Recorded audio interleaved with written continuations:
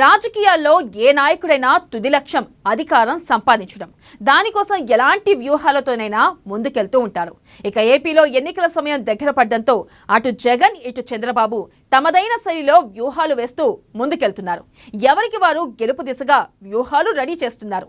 ప్రతిపక్షంలో ఉన్న చంద్రబాబు మాత్రం సంక్షేమంపై గంపెడాసులు పెట్టుకున్నారు.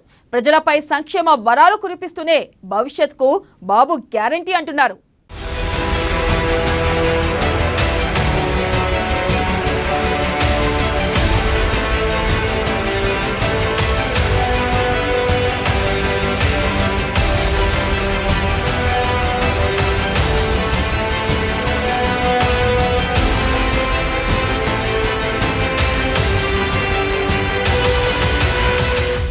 గెలుపే లక్ష్యంగా టీడీపీ అడుగులు. సంక్షేమ అస్త్రంతోనే ముందుకు జగన్. జగన్ బాటలోనే నడుస్తున్న బాబు. మహానాడు వేదికగా సంక్షేమ రాగం. చంద్రబాబు మేనిఫెస్టోపై డైలమాలో ప్రజలు. గత రోజులు గుర్తొస్తున్నాయని వైసీపీ సెటైర్లు. 90% హామీలు నెరవేర్చానని చెబుతున్న జగన్.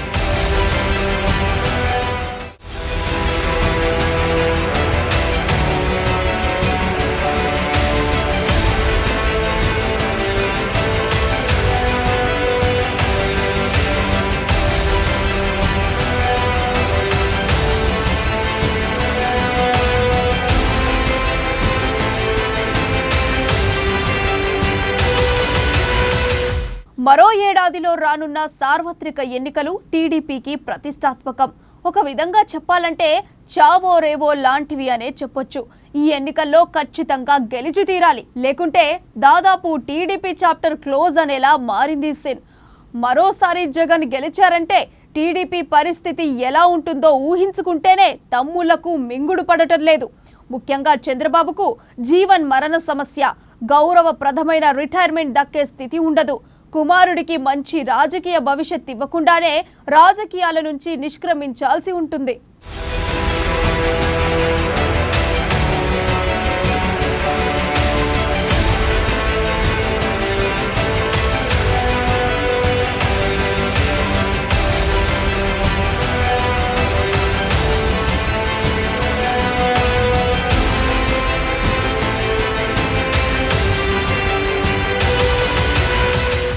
అయితే ఇన్నాళ్ళు నమ్ముకున్న అభివృద్ధి నినాదాన్ని చంద్రబాబు పక్కన పడేశారు.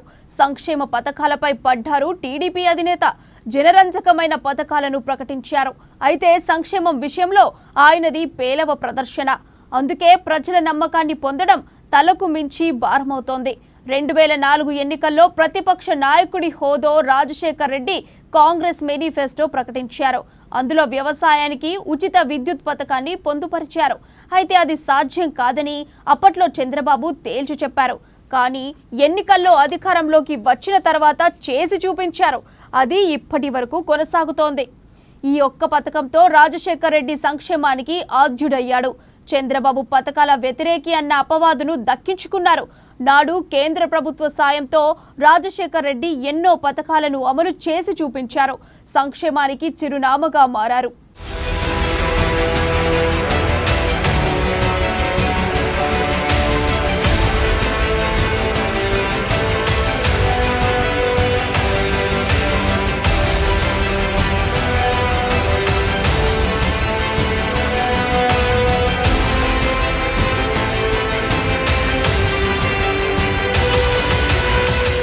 రాజన్న బిడ్డగా రాజకీయాల్లో అడుగుపెట్టిన సీఎం జగన్ తండ్రి వారసత్వాన్ని కొనసాగిస్తానని చెప్పడంతో ప్రజలు బలంగా నమ్మారు.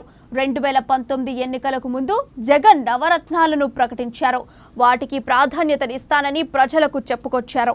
అధికారంలోకి వచ్చిన తర్వాత ఇచ్చిన హామీలు 90% నెరవేర్చానని చెబుతున్నారు. అయితే అందులో ఎంత వాస్తవం ఉందో తెలియదు. కానీ ప్రజారంజకమైన ప్రధాన పథకాలు అమలు చేశారనే చెప్పవచ్చు. నేరుగా ప్రజలకు నగదు పంపిణీ చేశారు. దీంతో మెజారిటీ ప్రజల్లో సంక్షేమ పథకాలపై సంతృప్తి కనిపిస్తోంది. కానీ అభివృద్ధిలో వెనుకబడటంతో ప్రజా వ్యతిరేకత కనిపిస్తోంది. అభివృద్ధి విషయంలో ఫెయిల్ అయినా సంక్షేమం విషయంలో మాత్రం జగన్ కు మంచి మార్కులే పడ్డాయి.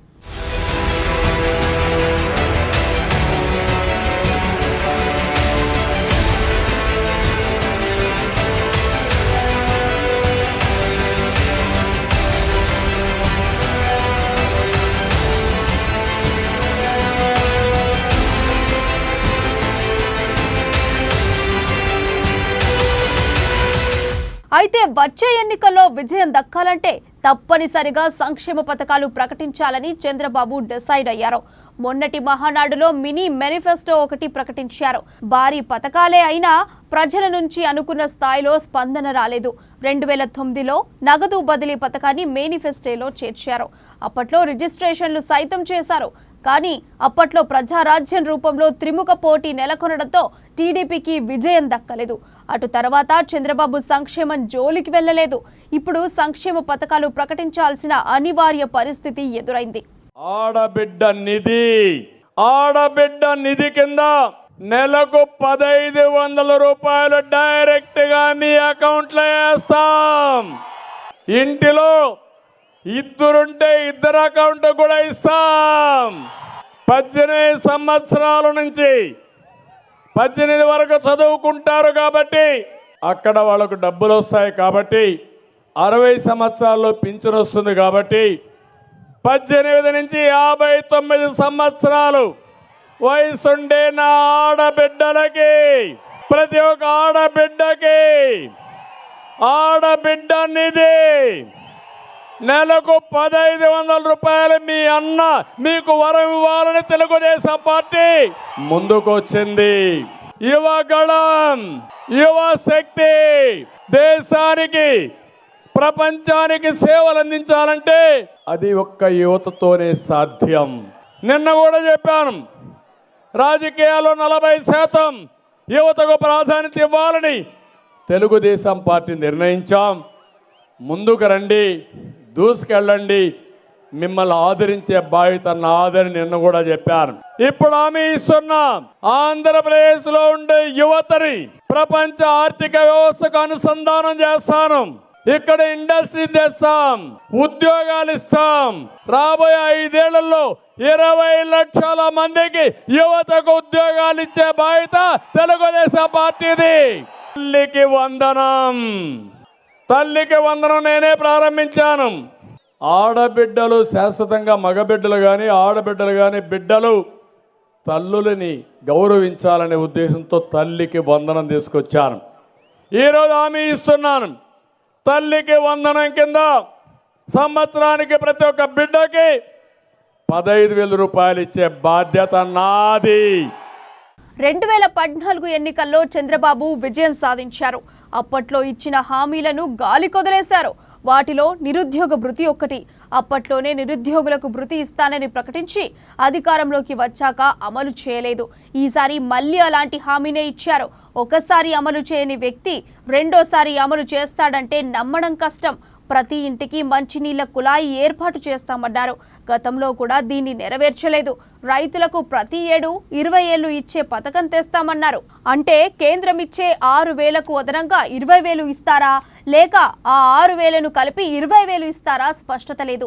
మరోవైపు 18 ఏళ్లు దాటిన ప్రతి మహిళకు 1,500 నెల నెలా ఇస్తామన్నారు. అసలు ఇది సాధ్యమేనా? రాష్ట్రంలో 18 ఏళ్లు దాటిన మహిళలు ఎంతమంది ఉన్నారు? వాళ్ళందరికీ ఇవ్వాలంటే ఎంత బడ్జెట్ కేటాయించాలి? నిధులు ఎలా వస్తాయి? ఇవన్నీ బాబు లెక్కలేశారా అంటే అనుమానమే. వారి మేనిఫెస్టోను విడుదల చేశారు. వాటిలో ఏదైనా గత ఎన్నికల్లో చెప్పిన అబద్ధాలతో పాటు ఇంకా కొన్ని అబద్ధాలు చేర్చాడు తప్ప అవి ఏదైనా అమలు చేయాలనే ఉద్దేశంతో ఆ మేనిఫెస్టోను ప్రకటించాడా అని ఒకసారి మీరందరూ కూడా దాని మీద మనసు పెట్టి చదవండి, లేదా చదువు రాని వారు చదివి వినిపించుకోండి, మీకే అర్థమవుతుంది. నిరుద్యోగులంట, నిరుద్యోగులు 20 లక్షల ఉద్యోగాలంట. 20 లక్షలు. మరి నీకు 20 లక్షలు కానీ నువ్వు ఇచ్చుంటే, నువ్వు 14 సంవత్సరాలు నువ్వు ముఖ్యమంత్రి కదా, మొన్న 5 సంవత్సరాలు చేసావు కదా, నిరుద్యోగులు మరి నీకు ఎందుకు ఓటేలా? నీ తాట ఒలవటానికి వీళ్ళు రెడీగా ఉన్నారు నిరుద్యోగులు మొత్తం. 94లో ఇంటి రావు ఇచ్చినటువంటి మేనిఫెస్టోని, 99లో నువ్వు ఇచ్చినటువంటి మేనిఫెస్టోని, 2014లో నువ్వు ఇచ్చినటువంటి మేనిఫెస్టోని తీసుకుని ఎక్కడికైనా రా డిబేట్కి. రాష్ట్రంలో ప్రజల ముందైనా మీడియా ముందైనా ఎక్కడైనా సరే మేము జగన్మోహన్ రెడ్డి గారు ఇచ్చినటువంటి 2019 మేనిఫెస్టో తీసుకుని వస్తాం. 40 సంవత్సరాలు రాజకీయాల్లో ఉన్నావు, ఇప్పుడు వచ్చి మళ్ళీ నాకు ఓటేయండి, నేను నిరుపేదలను ధనవంతులు చేస్తాను. ఈ 14 ఏడు ఎవరు సంఖ్య నాకెవరు? నువ్వు సెంటు స్థలం ఇస్తే సమాధి కట్టుకోవాలి, లేకపోతే శ్మశానం అని చెబుతున్నావు. నువ్వు 14 సంవత్సరాలు ముఖ్యమంత్రిగా ఉంటే ఈ రాష్ట్రంలో 30 లక్షల మంది పేద ప్రజలు ఇల్లు లేకుండా ఎందుకున్నారు? నువ్వు ఎందుకు ఇవ్వలా? ఇప్పుడు కొత్తగా వచ్చి ఇస్తానని చెబుతావు, బుద్ధి లేదు. టీడీపీ మేనిఫెస్టోలో ఇచ్చిన హామీలు చూస్తే అవి కేవలం ఎన్నికలను దృష్టిలో ఉంచుకొని ఓటర్లను ఆకట్టుకునేందుకు ఇచ్చినట్లు అనిపిస్తోంది. ఎందుకంటే వీటన్నింటినీ అమలు చేయడం అంత సులువైన పని కాదు. ప్రజల నుంచి ఆశించిన స్థాయిలో రెస్పాన్స్ రాకపోయేసరికి చంద్రబాబు ఒక కొత్త ఆలోచన చేశారు. తాము అధికారంలోకి వస్తే తప్పకుండా పథకాలు అమలు చేస్తామని చెబుతూ లబ్ధిదారులకు టోకెన్లు అందించడానికి నిర్ణయించారు. ప్రతి ఇంట్లో లబ్ధిదారులకు టోకెన్లు అందించనున్నారు. టీడీపీ ప్రభుత్వం ఏర్పాటైన తర్వాత టోకెన్లు చూపిస్తే పథకాలు వర్తించేలా ప్లాన్ చేశారు. అయితే ఈ భారీ వ్యూహం ఎంతవరకు వర్కౌట్ అవుతుందో చూడాలి మరి.